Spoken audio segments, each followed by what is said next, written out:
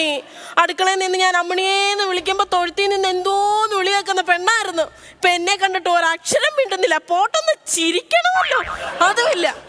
എന്ന് ഞാനാ ഇവിടെ രാവിലെ വൈകിട്ടും കറന്നോണ്ടിരുന്നത്. ഇപ്പൊ 2-3 ദിവസമായിട്ട് ഇവൾ എന്നെ ഇട്ട് വട്ടം കറക്കുക. ഡെയിലി 5 ലിറ്റർ പാല് തരുന്ന അമ്മണിയായിരുന്നു. ഇപ്പം ഇച്ചിരി പാല് തരത്തില്ല.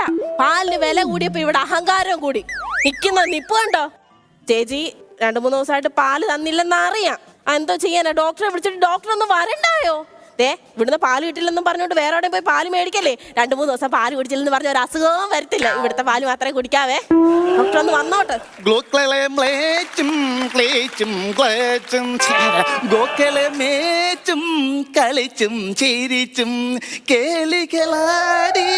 ആരാ? അമ്മണിയുടെ വീടാണോ? അല്ല, സൗദാമിനിയുടെ വീടാ. അല്ല, അമ്മണി എന്ന് പറഞ്ഞ പശുവിന്റെ വീടാണ് ഇത്. അതിന് പശുവിന് വീടല്ലല്ലോ, തൊഴുത്തല്ലേ ഉള്ളത്. എന്നെ മനസ്സിലായില്ലോ. ഇല്ല, ഞാനാണ് വെറൈറ്റി ഡോക്ടർ. വെറൈറ്റി ഡോക്ടർ അല്ല, വെറ്റിനറി ഡോക്ടർ. സത്യമായിട്ടും ഡോക്ടറാണോ?